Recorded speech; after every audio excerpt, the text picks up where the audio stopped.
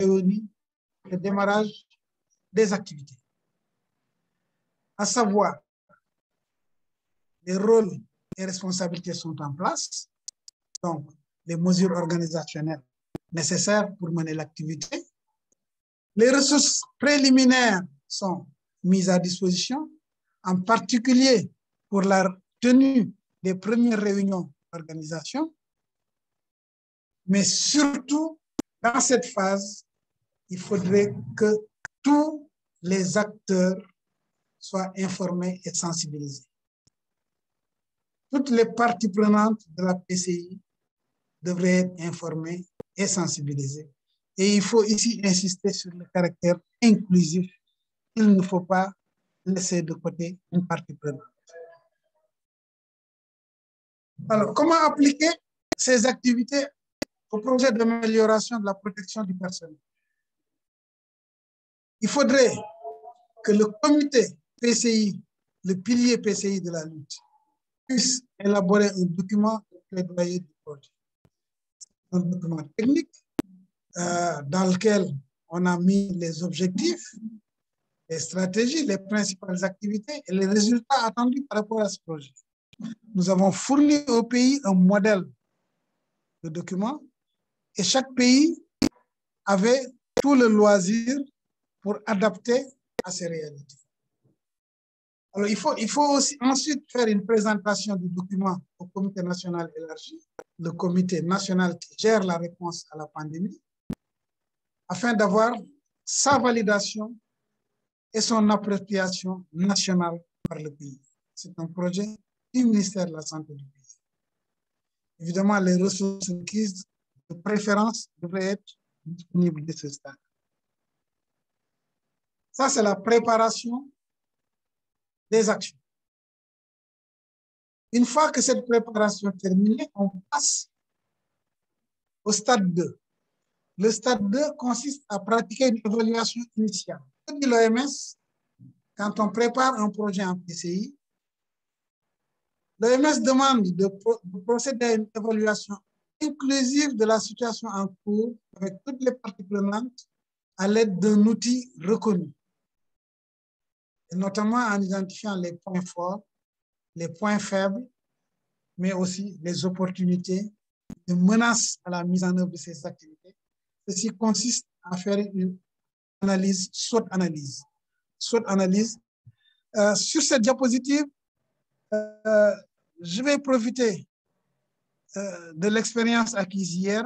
Beaucoup de questions m'ont été posées. Et comme je vais quitter vers 13 heures pour donner un peu plus d'explications parce que les gens m'ont demandé ce qu'était la SWOT-analyse. C'est l'analyse des forces, faiblesses, opportunités et menaces.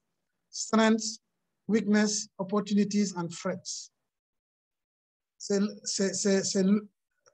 l'utilisation d'un outil d'évaluation qui permet cela. Que dit maintenant?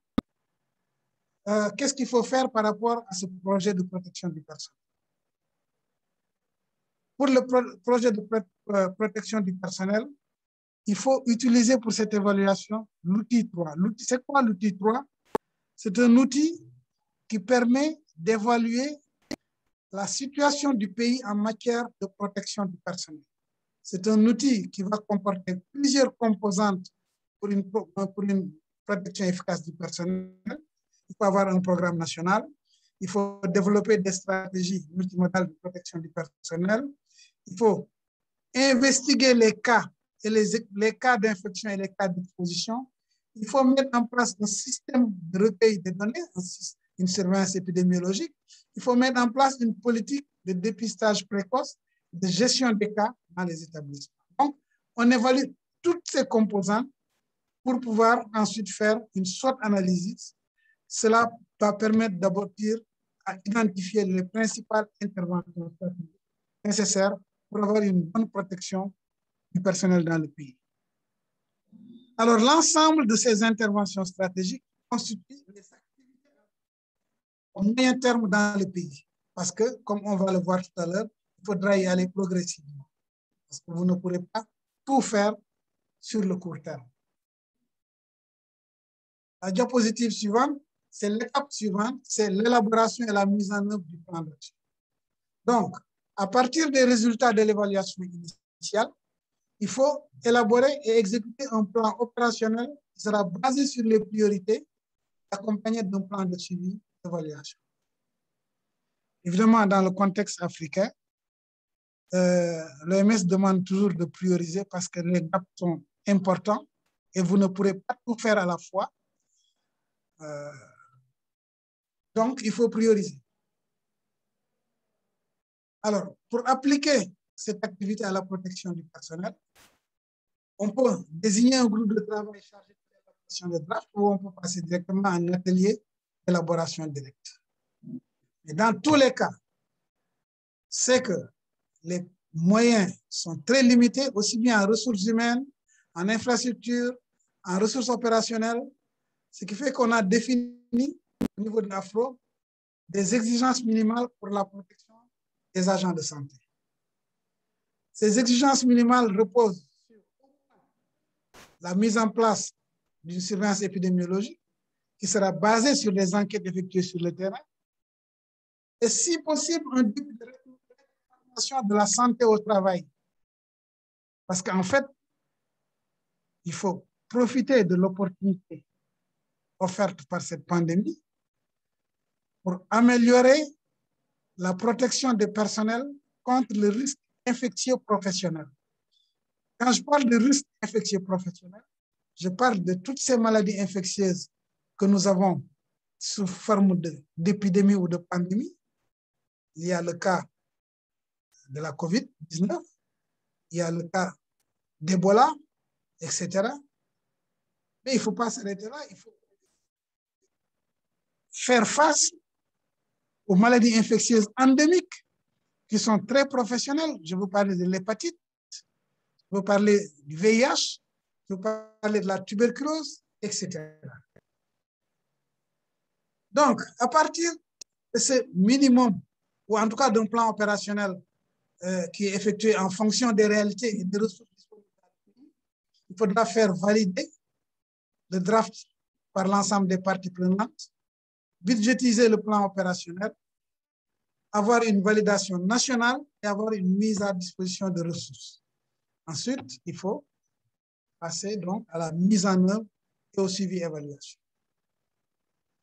Je rappelle que dans nos rencontres d'apport technique avec les pays, nous avons souvent aussi accompagné ces formations par des formations sur la planification. Comment on fait un plan opérationnel, comment on fait un suivi et évaluation, même comment on fait une budgétisation. Nous l'avons fait. Alors, cette étape 3 réalisée, on passe à l'étape 4. L'étape 4 consiste à procéder à une évaluation de suivi pour juger de l'efficacité des activités menées dans le pays. Quels sont les impacts obtenus? Quelle a été l'acceptabilité? Quel a été le rapport efficacité? Pour l'appliquer à la protection du personnel, nous avons préconisé ces évaluations de manière semestrielle, mais ça peut aussi être annuel, ça dépend du pays, et c'est à intégrer dans le plan d'action. En fait, c'est une activité nécessaire car permet de voir quels sont les obstacles à la mise en œuvre des activités. Et ça permet de rectifier le tir, si on veut parler langage militaire. Ce sont des activités nécessaires pour rectifier le tir et améliorer l'efficacité de son programme. Une fois donc cette étape 4 réalisée, on passe à la 5 qui consiste à pérenniser l'intervention. L'OMS dit qu'il faut mettre en place un plan d'action en continu pour soutenir l'impact et les effets bénéfiques du programme sur le long terme et son intégration dans le système de santé du pays, contribuer à un impact global et à une pérennisation. Par rapport au projet de protection du personnel, il faut développer un plan d'action consolidé en fonction des résultats de l'évaluation. Donc, les leçons apprises de l'évaluation seront utilisées pour renforcer l'institutionnalisation et la durabilité du programme de protection du personnel contre tout le risque infectieux professionnel. C'est donc quelque chose qui devra aller au-delà de la pandémie à COVID-19. Voilà donc les 5 étapes proposées et leur application par rapport à la protection du personnel. Et nous avons fait une classification des pays en fonction des différentes étapes. Pour l'étape 1, nous avons identifié 2 sous-étapes. Une A, c'est les pays en situation de préparation pour démarrer une activité spécifique de protection du personnel. Un B, c'est les pays ayant démarré des activités. Il y a des pays qui commencent peut-être même à faire quelques investigations, mais qui n'ont pas encore procédé à l'analyse situationnelle nationale avec l'outil 3. En pratique, il a été un peu compliqué de faire cette séparation dans les pays. Et finalement, c'est l'étape 1. Par contre, au niveau de l'étape 2, on considère qu'un pays est au niveau de l'étape 2 dès lors qu'il a déjà procédé à l'analyse situationnelle avec l'outil 3. Ça, le mode de vérification est très facile, il est imparable parce qu'on demande les résultats de l'analyse avec l'outil 3. Donc, la classification est très facile pour arriver au niveau de cette étape. L'étape 3, c'est une étape aussi qui comporte 2 sous-étapes. Sous-étape A, avec les pays qui ont déjà élaboré un plan opérationnel et un plan d'évaluation issu des résultats de l'analyse situationnelle. L'étape 3B, les pays ayant déjà commencé la mise en œuvre du plan opérationnel avec production de rapports réguliers. Évidemment, là aussi, la classification est très simple parce que pour l'étape 3A, il faut donner les rapports. Il faut donner le plan opérationnel qui doit être physiquement disponible. Alors que pour le 3B, il faut non seulement avoir ça, mais faire des rapports d'activité. Au stade 3B. Les étapes 4 et 5 vont correspondre respectivement à l'évaluation du plan opérationnel et à la mise en œuvre du plan de consolidation pour la durée. Voilà donc les différentes étapes dans lesquelles on a classé les pays. Et je vous présente ici la situation des pays africains en fonction des 5 étapes au 30 juillet 2021. Et comme vous le voyez sur la diapositive, 57% des pays, nous n'avons pas de renseignements. Ça ne veut pas dire que rien n'est fait. Mais en tout cas, nous n'avons pas les données. Et comme vous le savez, les données concernant les infections chez le personnel sont des données sensibles et certains pays ne partagent pas.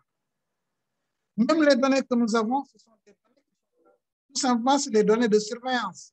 C'est-à-dire, c'est l'équipe de surveillance qui donne les cas en disant que ça, c'est des professionnels, ça, c'est pas des professionnels. Donc, on n'a pas de données d'investigation qui sont encore très solides. Alors, en dehors de ces 57%, nous avions au 30 juillet 19% au stade 1, 17% au stade 2, 6% au stade 3 au 30 juillet 2021. Et ça, il y a des choses quand même qui ont changé depuis lors parce que nous avons continué à travailler avec les pays et il y a eu des résurgences aussi qui a apporté certaines sensibilisations. Alors, ce qui a changé, c'est que certains pays ont mené des activités. Le Sénégal, qui a un plan opérationnel développé depuis avril, a théoriquement accepté la mise en œuvre de ce plan, mais pour le moment, il n'y a encore rien de concret. Zimbabwe et le Kenya viennent de recevoir des fonds parce qu'ils ont développé des plans opérationnels et ont demandé à l'OMS des fonds. Les fonds viennent d'arriver au pays, donc ils vont bientôt arriver au stade 3B et peut-être plus. La RCA vient de soumettre une proposition technique pour permettre la mise à disposition de fonds nécessaires. Alors, donc, c'est un plan qui va être revu au niveau de l'AFRO, mais nous avons en tout cas demandé la mise à disposition des fonds, même si le plan devra être revu avec l'équipe d'AFRO. L'Ouganda, c'est un pays qui a déjà adapté et commencé à utiliser les outils de l'OMS. Et nous avons même décrit ça, nous l'avons cité comme exemple de bonne pratique, mais il n'y a cependant pas encore d'action concrète avec un système complet de collection systématique des données. Les Seychelles et la Namibie sont en train de revoir et de contextualiser les outils avant la mise en œuvre des activités. Le Malawi a procédé à une digitalisation des outils et est en train de planifier la mise en œuvre, alors que l'Éthiopie a déjà commencé à mettre en œuvre dans certaines régions. Mais vous savez que l'Éthiopie, c'est un État énorme, avec beaucoup d'États, c'est un État fédéral, avec plusieurs États. Et ils ont demandé des ressources financières complémentaires pour élargir un peu la mise en œuvre. Donc, il y a des choses qui avancent, ça va avancer certainement doucement. Et certainement, la mise en œuvre d'un système de surveillance vraiment solide dans les pays africains va prendre certainement du temps. C'est la raison pour laquelle, d'ailleurs, nous sommes en train de procéder à une analyse rapide sous forme de questionnaire sur les tendances observées par les personnes qui sont sur le terrain, sur les facteurs favorisant les infections chez le personnel. Évidemment, les premières tendances du pays sont que ce sont les personnels qui sont le plus en contact avec les malades qui sont les plus souvent infectés, donc les infirmiers. Ensuite, ce sont les services comme les services d'urgence qui sont les plus atteints. Il y a aussi des problèmes de formation, il y a des problèmes de disponibilité des équipements de protection individuelle, etc. En fait, on va certainement procéder à une analyse plus fine quand nous aurons reçu plus de résultats en provenance des pays. L'avant-dernière diapositive a déterminé les perspectives. En fait, tous les pays devraient se baser sur cette approche en 5 étapes qui doit servir de feuille de route. Cependant, il faut se coller à ses propres réalités et chaque pays certainement va progresser en fonction de ses propres réalités. Ce qui fait que chaque pays est unique. Il y a des pays qui avanceront très vite, comme on le voit, et des pays qui auront des difficultés d'avancer. Mais on sait que c'est une stratégie qui n'est pas encore en place complètement dans les pays et qui va donc nécessiter un peu de temps. Pour l'OMS, c'est une démarche qui va nous servir pour le suivi de l'état d'avancement dans les pays et de pouvoir en tout cas continuer notre appui technique régulier.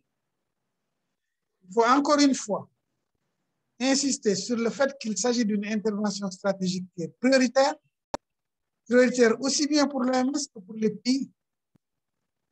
Sa mise en œuvre est donc à envisager sur le court terme, soit comme intervention isolée, soit dans le cadre de la mise en place des exigences minimales de PCI.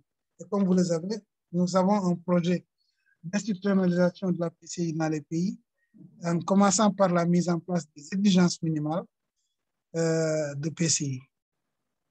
Voilà donc ce que je pouvais dire par rapport à cette présentation. Je vous remercie de votre aimable attention et reste disponible, en tout cas au moins jusqu'à midi, pour d'éventuelles informations complémentaires, des réponses à d'éventuelles questions. Merci à vous, Chedli.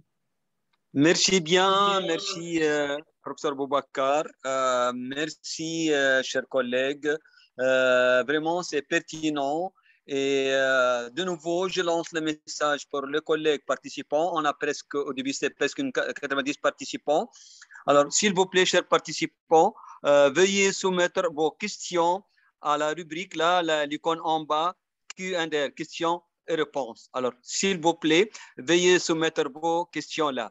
Alors, dans l'attente, est-ce que, Dr Sissi, vous êtes prêt pour votre présentation sur la progression du programme de vaccination en Afrique?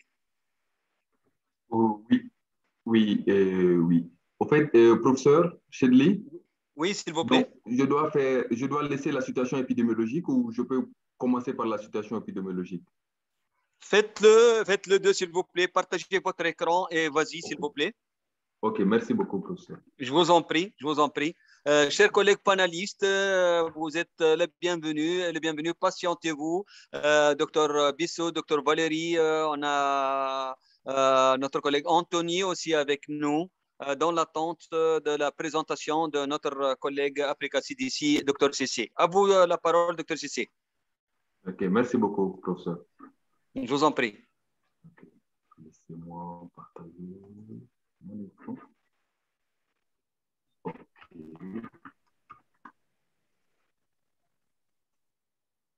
C'est visible? Oui, c'est visible. Votre écran est visible.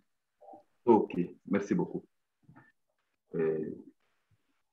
Bonjour, bonsoir, chers invités et panélistes, selon votre localité. Je suis Dr Cissé Amadou de Africa CDC.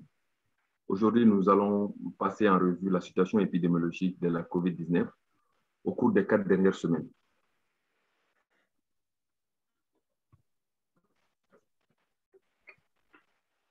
Cette diapositive nous montre la situation épidémiologique de la COVID-19 dans le monde.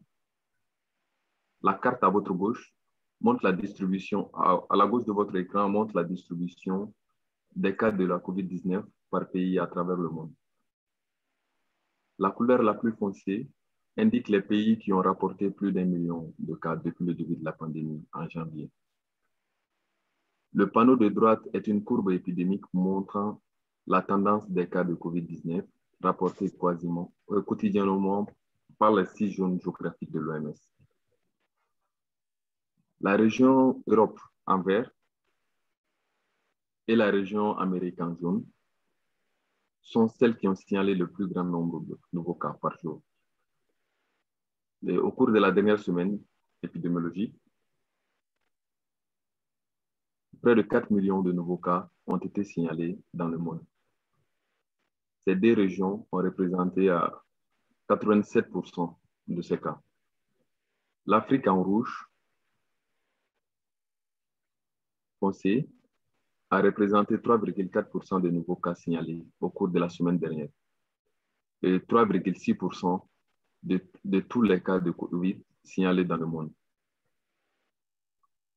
Au total, plus de 225 millions de cas ont été confirmés à ce jour, dont plus de 4,6 millions de décès, soit un taux de couverture de 2,1% dans les 220 pays et territoires.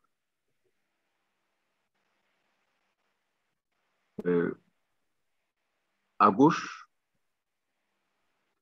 la carte montre la distribution des cas cumulés confirmés des États membres de l'Union africaine à partir de ce matin, bien sûr. Sur le panneau de droite, la courbe épidémiologique montre le nombre de nouveaux cas sur l'axe des Y rapportés par jour, l'axe des X. La ligne rouge est la moyenne mobile des 7 jours, indiquant la tendance des nouveaux cas rapportés. La tendance de nouveaux cas rapportés par jour est toujours à la baisse par rapport au mois précédent. Au total, plus de 8 millions de cas ont été signalés précédemment. Plus de 8 millions de cas ont été signalés avec plus de 204 000 décès, ce qui donne un taux de couverture de 2,5%. Parmi les cas signalés, on a 91% de guéris. Ce tableau que vous voyez montre la distribution de nouveaux cas, des cas cumulés de COVID, des décès et des guérisons signalés dans les États membres de l'Union africaine. À 9 h aujourd'hui, plus de 133 900 nouveaux cas, plus de 3 400 nouveaux décès et plus de 203 000 nouvelles guérisons ont été signalées dans les 51 pays États membres au cours de la semaine dernière. La région du Sud et du Nord représente 76% de nouveaux cas signalés. La région du Nord enregistrant le plus grand nombre de nouveaux cas, tandis que la région, celle du Sud, le plus grand nombre de décès et de guérisons pour la semaine. L'Afrique du Sud, le Maroc, l'Éthiopie, la Tunisie, la Libye représentent 87% de nouveaux cas signalés sur le continent. Sur cette diapositive, nous avons l'incidence pour 1 million de personnes par jour dans les États membres de l'Union africaine. C'est la distribution de nouveaux cas de COVID rapportés par 1 million de personnes par jour à travers le continent. Nous avons regroupé l'incidence en 5 catégories. Qui sont à votre gauche, les 5 catégories. Au cours de la dernière semaine épidémiologique, 8 pays ont rapporté 80 cas ou plus par million d'habitants et par jour.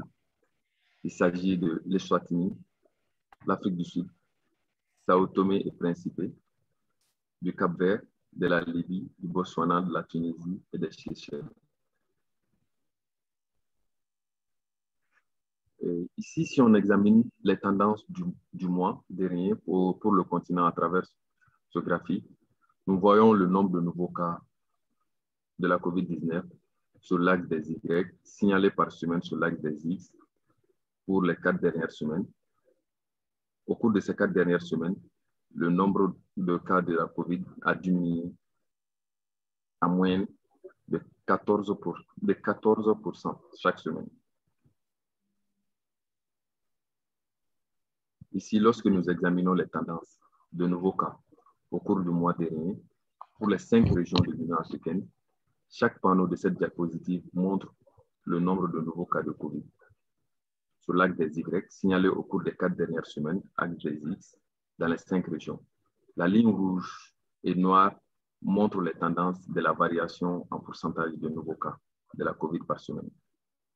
Par région, au cours des 4 dernières semaines, on observe une augmentation moyenne de 5% dans la région du centre, une diminution de 7% à l'est, dans la région de l'est, une diminution de 14% au nord, une diminution de 17% au sud et une diminution de 4%. De 17% oui, une diminution de 17% au sud et une diminution de 4% à l'ouest.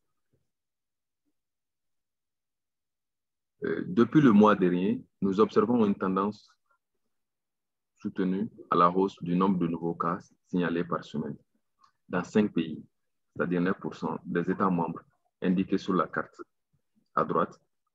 Il s'agit de l'Égypte au nord, le Gabon et Sao Tomé et Principe dans le centre et la Somalie à l'est.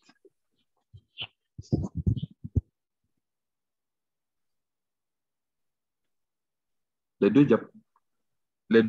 deux diapositives suivantes traiteront la tendance des nouveaux décès signalés au cours du dernier mois pour l'Afrique et pour chacune des régions de l'Union africaine. Ce graphique montre le nombre de nouveaux cas de décès dus à la COVID-19, axe des ordonnées, rapportés par semaine, axe des abscisses, au cours des 4 dernières semaines. La ligne rouge montre la tendance de l'évolution en pourcentage des nouveaux décès dus à la COVID-19 par semaine en Afrique. Au cours des 4 dernières semaines, il y a eu en moyenne une diminution de 13% du nombre de décès rapportés chaque semaine pour le continent. Les graphiques de chaque panneau de cette diapositive montrent le nombre de nouveaux cas de décès dus à la COVID-19, axe des ordonnées, signalés au cours des 4 dernières semaines, axe des abscisses, dans les 5 régions. Les lignes rouges et noires montrent la tendance de l'évolution en pourcentage de nouveaux décès de la COVID par semaine. L'échelle est la même pour tous les graphiques. Par région, au cours des 4 dernières semaines, il y a eu en moyenne 51% d'augmentation dans la région centrale, 9% de diminution dans la région de l'Est, 13% de diminution au nord, 15% de diminution au sud et 1% de diminution à l'ouest. Cette diapositive montre le taux de létalité de la COVID-19 par État membre de l'Union africaine, classé en 4 catégories. On observe ici 12 pays ont un taux de létalité inférieur ou égal à 1. Et 3 États membres ont un taux de létalité supérieur à 5%, qui sont Ces États sont l'Égypte, la Somalie et le Soudan. En ce qui concerne les tests COVID sur le continent, plus de 69 millions de tests ont été effectués. Le ratio global des tests par cas est de 8,6, tandis que le taux de positivité est de 11,6. Au cours de la semaine dernière, plus de 1,3 million de nouveaux tests ont été effectués, ce qui représente une diminution de 12,9% du nombre de tests effectués au cours de la semaine 35 par rapport à la semaine précédente.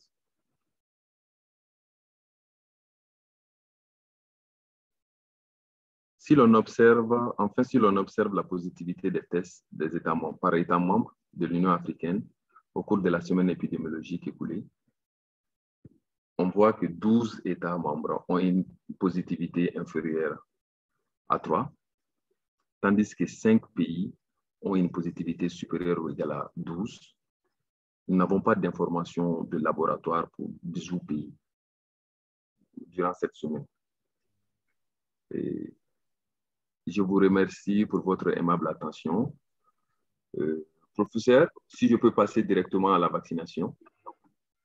Si vous permettez, Dr Cissé, je vous reviens parce que le professeur Boubacar est en train de nous quitter. Juste quelques questions rapides qui sont adressées à lui et je vous reviens.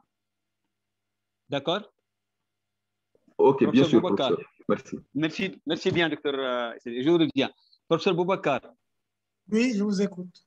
Oui, notre ami Norbert Mugabo qui vous demande, je voudrais savoir encore comment vous faites la classification des pays. Bon, je ne sais pas si on a le temps de revenir sur la diapositive, mais la classification est basée sur les activités qui sont menées dans le pays. Si le pays, par exemple, est en phase préparatoire, c'est facile avec les activités menées comme phase préparatoire. Par exemple, je donne un exemple concret. Si le pays a déjà fait une évaluation initiale avec l'outil 3, cela veut dire que le pays a atteint le stade 2. Donc, c'est basé sur les activités menées par le pays. Si, après avoir fait l'analyse situationnelle, le pays a élaboré un plan opérationnel basé sur les résultats, ça veut dire qu'il est à 3A. Si, après avoir élaboré le plan, il a commencé la mise en œuvre avec des activités concrètes, s'il a après plusieurs mois d'activité, procédé à une évaluation d'impact, c'est qu'il est au stade 4, etc. Voilà comment donc on arrive à faire une classification des pays. Merci bien. Oui, merci bien. Je crois le collègue, je m'excuse, professeur Bakar, je crois le collègue peut revenir à la présentation, c'est très détaillé. Une dernière question adressée à vous, c'est de la part de notre collègue Mamadou Sankara. Il vous dit, j'ai beaucoup apprécié cette présentation. Pourquoi des pays n'ont pas encore de plan d'action, et surtout, et dans l'exemple du Mali, le Burkina, le Niger, et n'ont pas été informés, c'est dû à quoi d'après vous? À vous, professeur. Merci beaucoup, Prof. Chadli. En fait, tous les pays d'Afro ont été informés pour participer aux séances de formation sur cette stratégie. Comme je le disais, nous avons formé sur les méthodes de planification. Nous avons formé sur l'utilisation des outils d'investigation. Nous avons formé sur la stratégie en 5 étapes et tous les pays étaient conviés. Seulement, tous les pays n'ont pas réagi de la même manière. Certains pays ont participé activement aux formations et en mise en œuvre des activités. Ils ne l'ont pas fait. Bon, je crois que je vais bien te quitter, mais le docteur Bissot est là. Il a parfaitement travaillé dans cette activité. Et tout à fait. Questions, docteur Bissot pourra répondre aux autres questions. Voilà, merci bien. Par rapport à cela. Merci. Merci. On vous souhaite une bonne fin de journée. On vous remercie. Je vous remercie au nom de tous les collègues, panélistes et participants. Et je crois que Dr Bissou peut répondre à ces questions. Juste, on va finir avec la deuxième présentation rapide avec Dr Cissé. Dr Cissé, à vous, s'il vous plaît, la deuxième présentation avant de passer aux questions.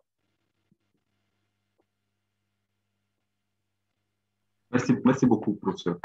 Et vous voyez mon écran, c'est visible? Oui, oui, oui, il est clair. À vous, s'il vous plaît. OK. OK. Nous allons passer rapidement par la mise à jour à la date du 13 septembre 2021 des vaccins qui ont été délivrés au niveau des pays africains. Et on remarque que 163,6 millions de vaccins ont été approuvés et ont été remis aux pays africains. Et parmi ces vaccins approvisionnés, il y a 120,2 millions qui ont déjà été administrés, soit 73,8% du stock. Et parmi ces 73,8%, il y a les vaccins, il y a eu 73,9 millions de premières doses qui ont été effectuées et 43,8 millions de secondes doses qui ont aussi été effectuées, avec une couverture de population pour la première dose 5,52% et 3,27% pour la seconde dose. Et les deux doses, ce qui fait la vaccination complète qui fait 46,7 millions, soit 3,49% de la population. Maintenant, ici, c'est les types de vaccins que les États membres ont reçus. Ici, vous allez voir tous les pays de l'Afrique sont colorés. Et ces colorations indiquent la qualité, le genre de vaccin utilisé par le pays. Et la couleur noire est représentée par AstraZeneca, ou ces 4 pays. Et la couleur verte, AstraZeneca plus Sinopharm, 5 pays longs. Ainsi de suite, la couleur jaune, AstraZeneca, Sinopharm et Sputnik V. Il y a un seul pays. Astra gris, la couleur grise, AstraZeneca, Sinopharm, Sinovac, un seul pays aussi. Ainsi de suite. Nous allons voir pratiquement tous les vaccins sont représentés et colorés et que tous les vaccins sont distribués au niveau de l'Afrique. Ça dépend des facilités des pays. Ici aussi, ça continue. Le type de vaccin distribué au niveau des pays membres. Ici, c'est la qualité, c'est la quantité achetée. Ici, vous voyez qu'on n'a pas d'informations pour 2 pays. Ici, l'information est vraiment capitale et puis on n'arrive pas à avoir l'information pour 2 pays. Il y a 36 pays qui ont 0,1 à 10%, 14 pays entre 10% et 35%, un seul pays, il y a à peu près 60%, qui est compris entre 35 et 60%, et 2 pays qui sont supérieurs à 60%. La quantité de doses achetées. Ici, ça, c'est la couverture. Au niveau des pays, 42 pays sont couverts entre 0,1 à 10%, 8 pays entre 10 et 35, un pays entre 35 et 60 et 2 pays au-delà de 60%. On n'a pas d'informations toujours pour les 2 pays.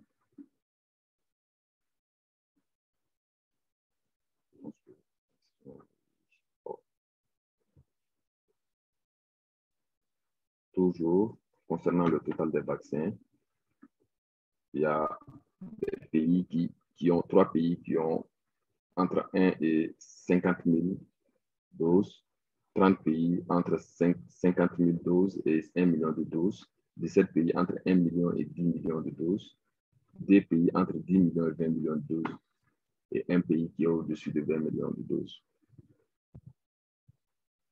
Maintenant, nous voyons ici les 5 pays qui ont fait plus de vaccination et les 5 pays qui sont en retard par rapport aux pays de l'Afrique, par rapport aux autres pays de l'Afrique. Ici, on voit que le Maroc vient en tête avec 36,8 millions de doses administrées pour un pourcentage de 45,7%. 45,17%. Après le Maroc, c'est l'Afrique du Sud, 17,6 millions de doses administrées. Mais ensuite, l'Égypte, 11,9 millions de doses administrées. La Tunisie, 6,9 millions. Et le Zimbabwe, 4,8 millions. Parmi les 5 pays qui sont en retard, il y a le Djibouti, le Soudan du Sud, Sao Tomé et Principe, Guinée-Bissau et Saharaoui. Ici, on a les pays qui ont dépassé les 10%, qui ont dépassé plus de 10% de couverture vaccinale. Ici, les pays qui sont au niveau de 10%, qui sont entre 1 et 10%, et les pays qui sont inférieurs à 1%. Les pays qui ont dépassé 10% déjà de couverture vaccinale, Seychelles, Mauritius, Morocco, Maroc, Seychelles, île Maurice, Afrique du Sud, Tunisie, Eswatini, Zimbabwe et Guinée équatoriale. Et ici, les pays qui n'ont pas atteint d'abord 1% de couverture vaccinale, il y a le Mali, le Nigeria, la Côte d'Ivoire, la Somalie, ainsi de suite, jusqu'au Burkina Faso. Maintenant, vous savez, il y a des mécanismes maintenant pour faciliter l'acquisition des vaccins au niveau des pays de l'Afrique. Et parmi ces mécanismes, on a le mécanisme de l'OMS, un des mécanismes de l'OMS qui est le COVAX. Et ici, cette diapositive montre la distribution des vaccins du mécanisme COVAX dans les pays. C'est-à-dire AstraZeneca, là où vous verrez la couleur marron, ça veut dire qu'il y a le mécanisme COVAX a déjà distribué AstraZeneca dans ces pays-là. Le vert, ça c'est AstraZeneca. En plus de AstraZeneca, il y a BioNTech aussi, ça c'est le vert. Le jaune, ça c'est uniquement BioNTech, qui est un pays. Et le bleu, AstraZeneca et JNJ, et ainsi de suite. On n'a pas d'informations pour 8 pays. Ici, l'autre mécanisme encore de l'OMS qui est bilatéral. Et on voit aussi toujours la distribution au niveau de ces pays de l'Afrique. La couleur indique chaque type de vaccin. Ici, l'écrit AstraZeneca qui est dans 5 pays. Puis, ainsi de suite. Et on n'a pas d'informations pour 9 pays. Et le troisième mécanisme, qui est le mécanisme AVAT, qui est un mécanisme de l'Union africaine. Et ici, on voit la distribution au niveau des pays. AstraZeneca, la couleur de AstraZeneca ici, qui est jaune doré, et le bleu qui est les JNJ, le rouge, AstraZeneca et JNJ, et on n'a pas d'information. On n'a pas d'information pour 33 pays. Ici, on peut remarquer juste que ces 2 types de vaccins qui ont été distribués par le mécanisme AVAT, AstraZeneca et JNJ. Ici, on a le nombre de vaccins distribués au niveau du continent. On voit que AstraZeneca est plus distribué au niveau du continent, avec 47 millions. Avec 47, dans 47 pays de l'Afrique. Et après ça, on a Moderna et Covaxin qui est moins distribué. Apparemment, c'est 0%. Les autres, c'est Moderna dans 5 pays, Sinovac, 14 pays, J&J, 32 pays, Pfizer, 9 pays, Sputnik, 9 pays, et Sinopharm, 35 pays aussi. Maintenant, ça, c'est le nombre de vaccins reçus. On voit ici que 47 pays ont déjà reçu 60 millions de doses, 60 millions de doses. Et ici, c'est pour le mécanisme COVAX. Et pour le mécanisme bilatéral, 46 pays déjà ont reçu 99,4 millions. Et pour le mécanisme ABAT, 22 pays ont déjà reçu 3,9 millions. Voilà ici, ça c'est les pays déjà qui ont reçu les vaccins du mécanisme ABAT qui sont énumérés ici. Je vais citer quelques-uns: Angola, Côte d'Ivoire, Éthiopie, Lesotho, Nigeria, Ouganda, Zambie. Au total, c'est 21 pays qui ont reçu à peu près 4 millions de doses de GNG. Ici, ça, ce sont les doses administrées par région en Afrique. Ça, c'est ici, c'est toute l'Afrique par semaine. La semaine du 14 août, la semaine du 21 août, la semaine du 28 et la semaine du 4 septembre, le mois. On voit qu'il y a plus de 7,5 millions de doses qui ont été administrées rien que le mois entre 14 août au 4 septembre en Afrique.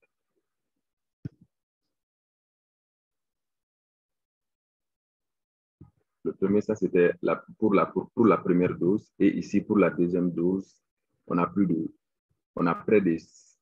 6 millions de doses qui ont été administrées en Afrique entre le 14 août au 4 septembre. Ici, c'est par les régions de l'Afrique. Ça, c'est au niveau de l'Afrique centrale. On voit qu'il y a à peu près 60 000 doses qui ont été administrées en première dose en Afrique centrale. Au cours du mois, on voit une nette augmentation. Et ici, on voit qu'en Afrique, toujours en Afrique centrale, deuxième dose aussi, à peu près 30 000. Ici, c'est l'Afrique de l'Est. On voit qu'il y a une légère diminution pour la première dose. La seconde dose, une nette augmentation. Pour la seconde dose, c'est au-delà de 300 000. Au nord, on voit une augmentation aussi de plus de 3 millions pour la première dose et une augmentation de plus de 2 millions pour la deuxième dose. Au sud, à peu près 4 millions, une augmentation de 4 millions pour la première dose et à peu près une augmentation qui s'approche de 4 millions aussi pour la deuxième dose, toujours au sud. À l'ouest, on voit que vers le 4 septembre, il y a une augmentation des doses administrées qui dépasse 300 000 pour la première dose et la seconde dose, à peu près 100 000 doses. Je vous remercie. À vous, professeur. Merci bien, Dr Cissé. Vraiment, c'est pertinent, c'est bien détaillé et informatif. Vraiment, ça nous a mis à jour par rapport aux différentes régions et pays de notre continent, que ce soit pour ce qui est de l'état épidémiologique, de l'évolution de la pandémie ou de la vaccination. Je vous remercie et je vais vous revenir avec quelques questions. Il y a quelques questions qui sont adressées à vous. Alors, chers collègues participants, chers collègues panélistes, alors on va commencer à échanger avec les participants. Il y a quelques participants qui ont levé la main. Il y en a d'autres qui ont soumis leurs questions. Je vais commencer par les questions. Je crois la première question, c'est de la part de notre ami Ali Maïsem. Je crois qu'il est au Mali, notre Ali Maïsem. Alors, il dit merci beaucoup au professeur Ndoye pour sa brillante présentation. Cependant, quels sont les acteurs principaux de la PCI, acteurs de la PCI impliqués dans ces activités-là? Pour finir, quelle est la position de mon pays, je m'excuse, il est du Tchad, sur les étapes de l'OMS en matière de prévention et contrôle des infections? Alors, il y a une petite confusion, mon ami Ali, c'est vous êtes au Mali ou au Tchad? En tout cas, je peux passer la question à notre collègue Dr Bissou. Dr Bissou, à vous la parole, si vous permettez, pour répondre à la question. Oui, bonjour, professeur Lee. Je pourrais reformuler. Le collègue a demandé quels sont les acteurs. Je n'ai pas bien compris la fin de la question. Vous sortez un truc. Oui. Je crois qu'il vise quels sont les acteurs principaux de la PCI qui sont impliqués dans le programme là qui a été présenté par le professeur Ndoye. Alors, ok, d'accord. Merci en tout cas. Ce qu'il faut savoir, c'est que le professeur Ndoye est en train de présenter un modèle de mise en œuvre. Ce que nous appelons une stratégie est basée sur l'approche par étapes, l'approche en 5 étapes. En fait, c'est une approche que l'OMS, l'Organisation mondiale de la santé, propose pour pouvoir réaliser toutes sortes d'activités. C'est vrai que là, il a présenté dans le cadre de l'implémentation de la stratégie de protection du personnel. Mais au-delà, il a essayé d'expliquer que pour mettre sur pied, sinon pour mettre en avant un projet ou bien une stratégie, il faut chercher à respecter ces 5 étapes allant de la préparation de l'action, de l'évaluation de base, de l'élaboration et de l'exécution d'un plan d'action, de l'évaluation de l'impact et de la pérennisation. Ce qui fait une sorte de boucle, en fait. Et tout ça intégré dans une stratégie d'amélioration multimodale. Donc, c'est une approche OMS, mais n'empêche qu'elle peut être utilisée par tout partenaire qui le désirerait. Voilà. Je vous remercie, Dr Bissou. Oui, c'est bien répondu. Mais avant de passer aux autres questions, juste notre ami Romain et Kapaya, je crois que vous êtes le mieux placé pour répondre à ces questions aussi, Dr Bissou. Il dit, je regrette seulement que l'OMS reconnaît la valeur du personnel pendant que dans d'autres pays, ils sont négligés, mal payés, abandonnés. Même d'autres ont même perdu leur vie sans assistance. Alors là, je ne sais pas, c'est un peu dur comme observation. Je ne sais pas si vous avez une réponse, Dr Bissou. Oui, professeur Chedli, en fait, je partage aussi le ressenti du collègue. Et puis, nous sommes vraiment désolés pour ce qui est arrivé. Et c'est justement pour pouvoir répondre à ce lourd tribut que le personnel de santé paye pendant cette épidémie. Mais n'oubliez pas que ce n'est pas la seule épidémie. Dans toutes les épidémies, le personnel de santé paye un lourd tribut.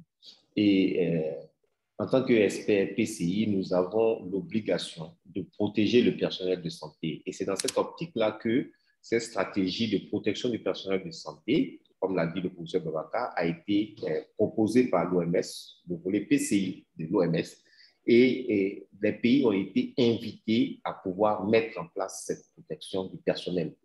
Alors, le professeur a montré seulement l'approche en 5 étapes, mais il faut dire que derrière cette approche en 5 étapes, une stratégie comporte l'évaluation à partir d'outils. Nous avons des outils qui ont été développés. Comme il a tantôt dit, certains pays se sont engagés dans la protection du personnel de santé. Il a partagé avec vous un tableau. N'oubliez pas que l'OMS Afrique, c'est 47 pays qui sont impliqués. Donc, vous voyez le nombre de pays qui suivent avec les différentes étapes qu'il a mis devant vous. C'est pour dire que l'inquiétude du collègue est à prendre au sérieux et je profite en même temps pour lancer un appel. C'est le moment de demander au pays d'adhérer à cette stratégie-là parce que les outils sont présents, les outils sont faits pour être utilisés, les stratégies sont faites pour être mises en place parce qu'à la fin, c'est le personnel de santé que nous devons protéger, ceux-là même qui sont avant, pendant et après des soins auprès des patients. Voilà. Donc, je partage entièrement son inquiétude, mais nous allons continuer ce plaidoyer-là. Il faut dire que c'est ce plaidoyer que nous devons continuer pour emmener tous les pays à pouvoir adopter cette stratégie qui donne des résultats pour les pays qui ont déjà mis en place. Voilà. Merci bien, merci Dr Bissou. Vraiment, c'est bien répondu. Juste, je complète avec une petite chose, c'est que le professionnel de santé a une certaine responsabilité aussi à aller de l'avant et solliciter l'appui et l'évaluation et la mise en œuvre de tels programmes avec le soutien d'OMS et autres partenaires actifs dans le continent africain. Il y a une autre question qui a été posée de la part de notre collègue Yedlok Marie-Christiane Adou. Elle dit, une personne peut-elle se faire vacciner avec 2 différents types de vaccins? Je ne sais pas, Anthony ou quelqu'un d'autre de panéliste a une réponse? Oui, si tu veux, prof, je peux commencer. Oui, vas-y, Anthony, vas-y. Oui, merci. Bon, jusqu'au présent, je pense que la recommandation, c'est d'avoir le même vaccin pour les 2 doses. Il n'y a pas le consensus encore au niveau global à propos de le mix and match des différents vaccins, mais avec ça, moi, je viens du Canada et je sais que le Canada, il donne les différentes combinations de vaccins. Donc, Pfizer et Moderna sont interchangeable et puis les 3 autres qui sont dispo sont interchangeable. Donc, mais c'était le choix de pays. Mais au niveau global encore, il y a une discussion qui se continue à propos de la définition de vaccination complète. Et est-ce que ça pourrait inclure aussi des gens qui ont reçu les différents types de vaccins? Mais on n'a pas encore la réponse. Ce qui est très clair et concret, c'est que la définition de vaccination complète, c'est d'avoir la même vaccin 2 fois ou bien 1 fois, ça dépend de l'administration des doses, mais c'est d'avoir la même vaccin pour chaque dose. Je ne sais pas si un autre panéliste veut ajouter quelque chose. Merci bien, Anthony. Docteur Bissou, vous avez un court ajout? Oui, un tout petit ajout et puis aller dans le même sens que ce qu'Anthony a dit. Ce qui est recommandé, c'est l'utilisation des mêmes vaccins pour ceux qui ont des doses, première dose et deuxième dose. Mais certains pays ont validé l'association, mais c'est pour des raisons bien précises. Tout le monde a suivi la rupture en griffe de la disponibilité en AstraZeneca dans certains pays. Et donc, devant cette rupture et devant l'impatience des populations et l'augmentation des cas, il a été proposé qu'une association, par exemple, devant une première dose d'AstraZeneca, une deuxième dose de Pfizer, est conseillée. Mais la recommandation, c'est que les premières et deuxièmes doses partent du même vaccin, comme l'a dit Anthony. Merci. Oui, merci, Dr Bissot. J'avance un peu et je vais adresser les questions maintenant qui sont plus ou moins destinées à notre collègue Dr Cissé. Alors, Dr Cissé, il y a un des collègues qui vous demande pourquoi c'est Célestin Nibogora, j'espère que j'ai bien prononcé le nom. Notre collègue Célestin, il vous demande dans la deuxième partie de sa question pourquoi cette augmentation des cas dans la région centrale de l'Afrique. Et la deuxième question que j'ai fait le relais, c'est de notre ami Romain Ekpaya. Il vous demande quels sont les facteurs qui sont à la base de l'administration de vaccins en retard. À vous, Dr Cissé. Alors oui, et merci beaucoup, professeur, et merci à Célestin pour sa question. Au fait, il y a des facteurs plausibles concernant l'augmentation des cas au niveau de l'Afrique centrale. Et l'un des premiers facteurs est la collecte des données. Et les données arrivent en retard. Il y a plusieurs pays au niveau de l'Afrique centrale qui ne font pas les mises à jour par jour. Les mises à jour sont soit 3 jours ou 1 semaine. Souvent, quand les données s'accumulent, quand ça vient en nombre. On peut voir une augmentation brusque des cas en ce sens-là. L'un des seconds facteurs aussi est la circulation des variants. Et malheureusement, on n'a pas assez de technologies dans nos pays, en Afrique, pour contrôler l'existence de ces variantes au niveau de l'Afrique centrale, particulièrement, sinon sur toute l'Afrique. Et j'ai d'autres collègues de l'OMS et de ICANN qui sont bien implantés aussi, qui peuvent aussi donner des facteurs. Merci. Merci, Dr Cissé. Je ne sais pas si Anthony a quelque chose à ajouter, sinon on passe à notre question. J'ai rien à ajouter. Merci. Juste, je reviens à la première question qui a été posée par notre collègue Nili Moutiki. Elle demande des informations, c'est à vous, je crois, Dr Bissou, les informations Oui, je dis ça va. Je m'excuse. Alors, ils ont été partagés au même moment à tout le pays. Pourquoi ne pas donner une deadline à tous les pays par étape à cette allure? Nous sommes loin de mettre ou d'atteindre nos objectifs. J'espère que vous avez saisi la question. Oui, la question c'est, oui, merci en fait. Je parlais encore avec le professeur Babacar. Donc, la collègue demande pourquoi les pays ne sont pas au même stade, n'est-ce pas, par rapport à la présentation du professeur Babacar. Boubacar, oui. Alors, plusieurs facteurs, plusieurs raisons, mais je vais citer juste 3. Il faut dire que le projet a été présenté, a été proposé, je dis bien et je pèse les mots, proposé au pays. Voilà, l'OMS propose une stratégie devant le taux d'infection du personnel de santé qui s'élevait. Ça, c'est un. Alors, quelque chose qu'on vous propose, vous êtes libre d'accepter ou pas, sauf que le conseiller technique qu'est l'OMS donne les avantages si on utilisait la stratégie, si on implémentait la stratégie, et les inconvénients si cette stratégie n'est pas implémentée. Après, le pays est libre de pouvoir adopter, d'accepter ou pas.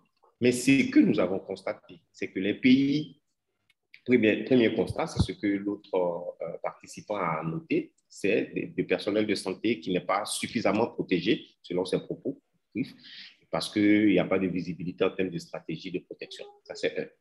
Deuxièmement, on n'a pas de données. On n'a pas de données. Vous avez, et le professeur Babacar l'a dit tantôt, les données sont, sont très sensibles. Donc, les pays ne vont pas exposer certains chiffres pour des raisons que seuls les pays ont. Et troisièmement, malheureusement, nous, PCI, nous avons obligation, ça fait partie de nos indicateurs, en termes de protection du personnel de santé. Qu'il y ait épidémie ou pas, à côté des précautions standards, tout ce que vous savez, nous avons cette obligation de protéger le personnel de santé. Donc, associant tous ces éléments que je viens de dire, certains pays ont bien voulu s'engager. Et les résultats dans ces pays, vous verrez que nous avons des données. Premièrement, nous avons des données en termes d'infection du personnel de santé. Et la stratégie, elle part d'abord de l'évaluation. Il y a une évaluation au niveau national qui est effectuée et la rédaction des plans opérationnels et la mise en œuvre de ce plan opérationnel. M. Babacar vous a dit certains pays qui ont progressé étape par étape. Donc, il y a l'engagement du pays qui est le premier élément. Deuxièmement, il y a, n'oubliez pas que la majorité de nos pays africains n'ont pas de programme PCI véritable. Donc, il n'y a pas de budget alloué à l'implémentation de cette stratégie, ce qui peut être des facteurs. La PCI est quand même l'enfant mal accompagné dans la gestion de certains problèmes de santé publique. Donc, tous ces éléments-là font que des pays vont à leur rythme. Et il faut savoir aussi qu'une chose est de pouvoir rédiger un plan opérationnel et une autre est de pouvoir le mettre en application. Encore faut-il qu'il soit réalisable et accompagné, n'oublions pas, de budget. Donc, voilà certains éléments qui peuvent expliquer ce décalage. Merci. Merci, Dr Bissot. Dr Valérie, vous avez demandé la parole. Dr Valérie Kazadi, à vous. Merci beaucoup. Très rapidement, merci vraiment, cher Bissot. Il a vraiment touché au point clé. Nous aimerions insister sur la réalité antérieure que cette proposition est venue trouver aussi sur terrain. Ça veut dire, par exemple, dans un pays, ceux-là qui s'occupaient des infections des professionnels de santé, par exemple, c'est la médecine du travail. Et que quand les gens travaillent en silo, les gens travaillent en vase clos et ne s'ouvrent pas à la autre collaboration, ça devient difficile. Ainsi, comme Dr Bissot l'a dit, c'est très important d'établir ce comité intégré où vous avez tout le monde qui est intégré, le comité PCI. Lorsque vous avez déjà vendu et fait adhérer les gens à cet aspect d'intégration des activités, ça permet de pouvoir contourner d'autres difficultés en dehors de ceux-là qui sont, celles-là plutôt qui sont financières, logistiques, qui s'accompagnent aussi à l'application de cette politique. Même si les données peuvent être disponibles, c'est deux fois des données de très mauvaise qualité et qui entraînent une difficulté à l'exploitation. Merci. Merci, Dr Valérie. Merci, Dr Bissot. Vraiment, c'est très pertinent et complet comme réponse à la question de notre collègue.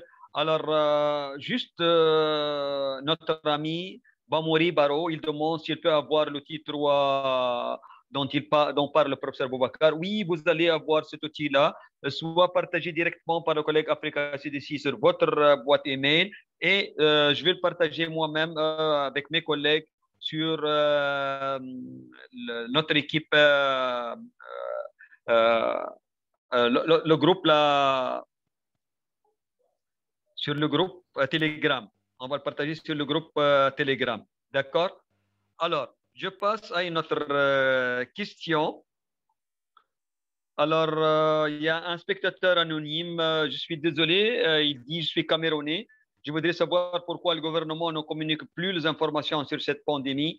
Alors, Dr Sissi a donné quelques réponses, mais j'ajoute que chaque pays est souverain, et c'est-à-dire que ce soit nous, comme ICANN, Africa CDC, Union africaine ou OMS, c'est-à-dire c'est leur choix, c'est pas la nôtre.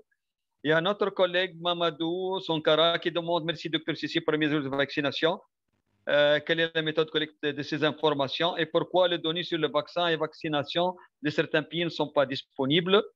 Je crois qu'il a répondu.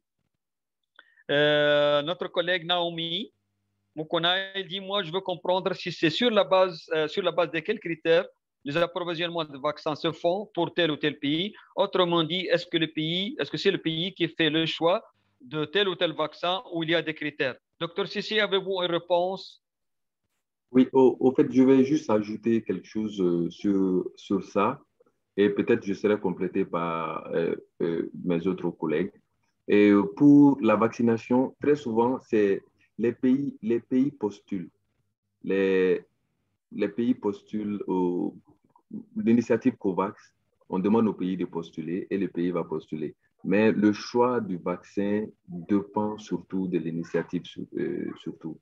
Le mécanisme a ses vaccins et a ses facilités. Très souvent, quand le pays postule, c'est ce que le mécanisme a qu'il peut donner. Le pays, c'est difficile pour un pays de faire un choix. Non, je veux ça, je veux pas ça, je veux ça. En réalité, tous les vaccins sont sûrs, les vaccins qui ont été validés par l'OMS. Donc, le choix est vraiment difficile pour le pays. C'est ce que j'aimerais ajouter sur ce point. Et si les autres collègues vont ajouter. Oui, merci. Docteur Bissou, rapidement, s'il vous plaît, parce qu'on a d'autres questions, si vous avez ajouté. Non, c'est bon. Merci bien. Alors, il y a une autre question qui est ouverte de notre collègue Célestin. Il dit, est-ce que ces différents types de vaccins qui ont été présentés, Dr Sissi, répondent aux différents mythos du Covid? Anthony ou les autres collègues, quelqu'un a une réponse?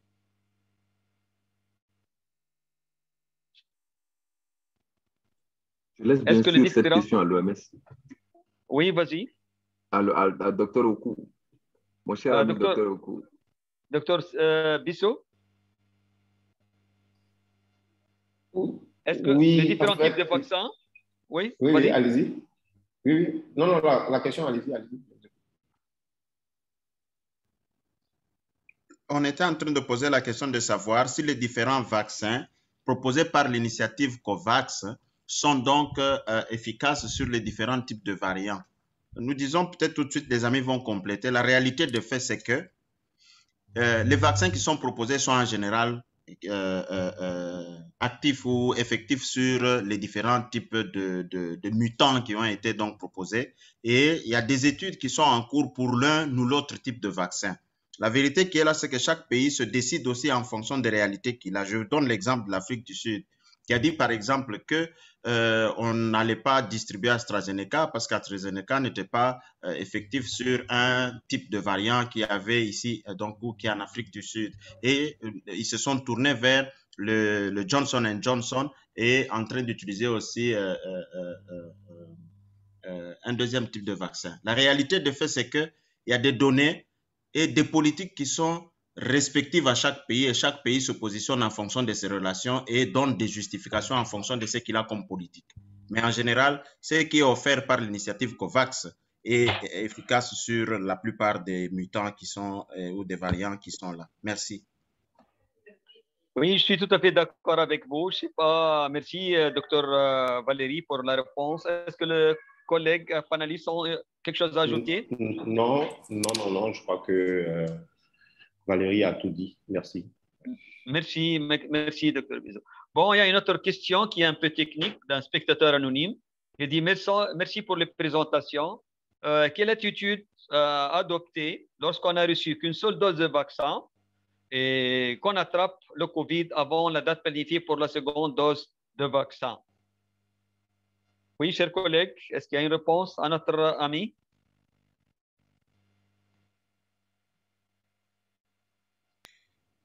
Je peux donner un aspect de la... Oh, docteur Bissot, je vous en prie. Docteur Valérie, allez-y, je vous suis. Vas-y, docteur Valérie, vas-y. Eh bien, il faut dire que ces aspects sont variants suivant les politiques des pays. Tout ce que je peux vous dire, par exemple, qu'il y a un délai qu'il faut laisser écouler après que la personne a reçu, plutôt est devenue positive. Il faut laisser un certain délai après la guérison de cette personne avant de pouvoir, à ce moment-là, lui donner donc sa dose de vaccin. Et j'ai vu que cela était en train de varier entre divers pays. Et j'ai vu, par exemple, une personne à qui on a demandé 30 jours dans un pays et dans une province, on lui a dit, oui, 4 semaines pour que la personne puisse revenir. Donc, cela dépend d'un pays à l'autre. D'autres essaient de s'assurer après les 2 semaines, après la rémission complète et tout, pour essayer de voir. La réalité des faits, c'est qu'il faut attendre un temps de manière à ce qu'on puisse donner la dose pour augmenter le taux d'anticorps qui seront développés, au lieu de pouvoir gaspiller donc ce vaccin-là, alors que la personne ne vient que tout de suite là de réagir naturellement à sa maladie. Merci. Merci, docteur Valérie. Je suis tout à fait d'accord avec vous. Ça se passe comme ça. Juste, je complète qu'il y a quelques pays qui ont le moyen, qui font les 2 doses des anticorps spécifiques. Et selon, on sait très bien que la première dose, c'est-à-dire, on peut pas avoir une couverture qui dépasse le 30%. Et après avoir attrapé la maladie, le taux d'anticorps, bien sûr, automatiquement, ça va augmenter. Et comme vous l'avez dit, ça varie la politique ou la procédure d'un pays à un autre. Quelque chose à ajouter, chers collègues? Professeur Chedli, je crois que c'est ce que Dr Valérie a dit. Parce que n'oubliez pas que le but de la vaccination, c'est de protéger l'individu. Et donc, quand aussi cette maladie infectieuse, notamment le Covid, nous sortons guéris de cette maladie, alors que nous avons déjà reçu une dose.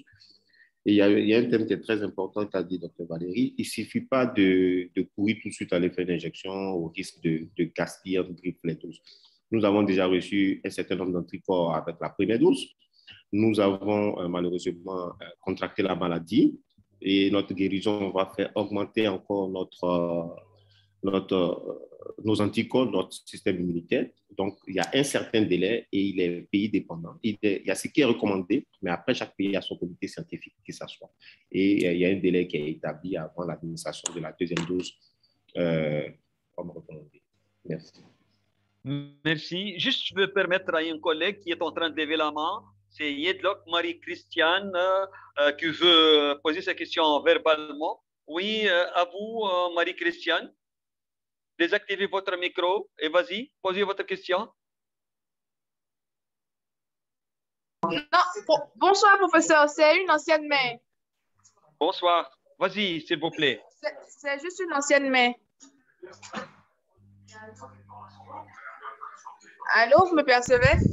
Oui, on vous perçoit. Vas-y. Oui, non, je disais en fait que désolé, c'est une ancienne main. Ah. Professeur Tchedi, voilà. C'est une ancienne main, donc on pourrait passer à quelqu'un d'autre. C'est une très ancienne main qui D'accord. Désolé. Merci, il y a une coupure. Alors, il y a notre ami Corani Bolian, il dit, c'est-à-dire que l'administration d'une seule dose après avoir contracté la maladie n'est pas une règle fixe. Oui, comme ça a été dit, ce n'est pas une règle fixe et ça varie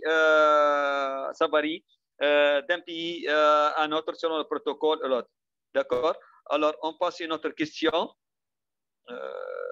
Bon, il y a un collègue, Daniel, qui demande s'il est possible d'avoir un lien d'accès à des documents concernant la PCI communautaire, notamment en milieu scolaire et universitaire. Bon, chers collègues, je ne sais pas si mes amis, les panélistes peuvent ajouter un plus. Franchement, ils sont très limités les documentations en rapport avec la PCI communautaire. Mais ICANN avec Africa CDC, on a fait une présentation spécifique à la PCI communautaire. Vous pouvez la retrouver sur le site web de Africa CDC. Sinon, on va essayer la prochaine séance, si vous êtes présente, vous donner un lien pour accéder à ce document-là. Il y a notre ami, Kampale Jean-Baptiste, il dit qu'est-ce qu'il faut faire quand la personne est testée positive après la première dose, après être rétablie? Va-t-il continuer la deuxième dose ou recommencer la nouvelle? Oui, ça a été répondu, mon ami, et on vous a dit que le protocole varie d'un pays à un autre, et Dr Kazadi a donné, Dr Valérie Kazadi a donné la réponse. Alors, une autre question, c'est Mamadou Sankara de nouveau. Est-ce qu'avec plus de 2 mois d'intervalle entre la première et la deuxième dose d'AstraZeneca sera bénéfique? Oui, on vous a dit que ça varie vraiment et on ne peut pas être affirmatif. Ça dépend du pays, ça dépend du taux d'anticorps qui est acquis et des protocoles qui sont mis en place. Je crois que c'est tout comme question. Je ne sais pas, chers collègues panélistes, si vous avez quelque chose à ajouter. Sinon, on peut clôturer notre session d'aujourd'hui. Oui, très cher professeur, je voulais vite rajouter ceci. C'est que nous voyons bien la variabilité dans l'administration des doses au niveau des pays de la région Afrique. Et ceci nous montre à suffisance que notre marche est encore longue à faire en ces termes-ci. Si par exemple une personne avait déjà reçu sa première dose et elle attend sa deuxième dose et que dans le pays on n'administre pas encore la deuxième dose, quand elle va pouvoir faire sa COVID, on ne sait pas à quelle période la deuxième dose viendra. Et probablement que cette deuxième dose pourrait arriver 2 mois, 3 mois après la première dose, du fait de la disponibilité des vaccins que les gens disent, nous n'allons pas d'abord donner les deuxièmes doses. Je ne prends que l'exemple du pays comme la RDC, qui est très vaste. Ça devient très difficile de pouvoir se dire, on va pouvoir couvrir ça très rapidement. Donc, il y a des réalités de terrain qui, quand vous les prenez par rapport au protocole, ça devient assez difficile de pouvoir respecter certains délais vu l'accessibilité et la disponibilité donc des doses. Et c'est des choses sur lesquelles il faudra compter pour pouvoir voir comment faire de nouvelles stratégies afin de pouvoir obtenir cette couverture avec la première dose et initier la deuxième dose, d'autant plus que les pays n'acceptent pas l'initiation de la deuxième dose alors que certains n'ont pas encore bénéficié. Et les droits des citoyens, les droits des malades, les droits et que tout le monde puisse être au même pied d'égalité. Et pour les documents scolaires et universitaires par rapport à la PCI, il y en a qui existent, la plupart sont en français. Donc, nous devons nous battre tous pour mettre les SOP, les procédures standards et les donner et les partager en français de façon à ce que les uns et les autres puissent avoir en dehors des présentations que nous allons rendre disponibles. Merci, prof. Merci, chers collègues. Merci. Merci, docteur Valérie. Le collègue demande la PCI communautaire. Sa demande est vraiment très spécifique. Des documents en rapport avec la PCI communautaire et scolaire. Oui. Oui, prof, je crois qu'on peut terminer sur ça. Effectivement, il y a des documents qui existent. Je vais plus loin pour dire que nous allons mettre ça à disposition. Mais l'OMS, avec l'UNICEF et VSO, travaille par exemple sur un projet notamment de PCI et de scorecard PCI communautaire. Vous imaginez, il y a le scorecard que vous connaissez, PCI, qu'on utilise pour l'évaluation des structures de santé pendant les épidémies. Mais il y a le scorecard de PCI communautaire, Dr Valérie sait de quoi je parle, qui est en train d'être développé et mis à la disposition. Certains pays ont déjà commencé à l'utiliser pour évaluer des communautés, des marchés, des endroits. Et c'est une activité qui est faite de commun accord avec l'équipe de communication du lycée d'engagement communautaire, parce qu'il y a un gros volet communicationnel dans ce projet. Mais je voulais juste terminer par la présentation du professeur Babacar et dire que ce qu'il a essayé de présenter, c'est vraiment l'approche par étapes pour la mise en place des activités que l'OMS propose. Mais là, il a appliqué à la stratégie nationale de protection du personnel. Donc, vous pouvez voir ça sur cet angle, mais cette approche peut être utilisée pour la mise en place d'autres stratégies. Mais concernant ce sujet, je voudrais profiter pour dire que normalement, tous les pays devraient se baser sur cette approche et que l'OMS espère que cette démarche, l'OMS et tous les partenaires, espèrent que cette démarche qui sert à protéger le personnel de santé soit accompagnée. Vous imaginez, nous avons 47 pays que l'OMS couvre avec les partenaires et seulement 19 pays ont suivi. Donc, cette stratégie devrait permettre d'avoir des données probantes et savoir véritablement l'exposition au niveau du personnel de santé et qu'est-ce qui est fait. Et est-ce que ce qui est fait est suffisamment fait pour protéger le personnel de santé, pour protéger les populations. Donc, voilà, je voulais terminer sur ce plaidoyer-là et dire merci encore pour ce sujet pertinent. Merci à tous les panélistes, à tous les participants. Merci bien, merci chers collègues. Juste une proposition, suggestion pour le collègue de l'OMS. S'il vous plaît, Dr Bissot, c'est en plus de cette démarche d'évaluation dont le but de mettre un programme ou de faire un programme pour la protection des professionnels de santé, je crois que l'OMS aussi a développé des documents en rapport avec des mesures pour la protection des professionnels de santé. Je crois qu'il sera pertinent aussi qu'on planifie une présentation dans laquelle on inclut ces recommandations spécifiques à la protection sur le lieu de travail des professionnels de santé. Ceci étant dit, je tiens à remercier de nouveau, je vous reviens, Dr Bissot, je tiens à remercier nos deux panélistes aujourd'hui, professeur Ndoye Boubacar et Dr Cissé pour la pertinente présentation. À nos chers panélistes, Dr Bissot de l'OMS, Dr Valérie aussi, Anthony, et je tiens à remercier tous les participants de tous les pays africains qui ont été présents avec nous, et voire même il y a quelques collègues en dehors de l'Afrique qui ont été là, de l'Italie, de la France et d'autres pays. Je vous remercie, je vous souhaite une bonne fin de journée et au revoir la semaine prochaine, le jeudi prochain, avec une nouvelle présentation. Je vous remercie, au revoir. Docteur Bissot, on peut reprendre notre communication sur WhatsApp? Bien sûr, prof, bien sûr. Ok, merci beaucoup, professeur. Allez, si c'est docteur Valérie, oui, beaucoup. Allez, je vais bien. Oui, je vais bien. Il faudra qu'on change de numéro. Oui, on passe dans le groupe. Et puis voilà, sur le groupe, oui. Anthony, je ne vois plus Anthony. Anthony est déjà parti. Oui, il est parti, Anthony. Ok, allez, à bientôt, professeur. Merci beaucoup. À bientôt. Je vous appelle tout de suite, Bissot, docteur Bissot.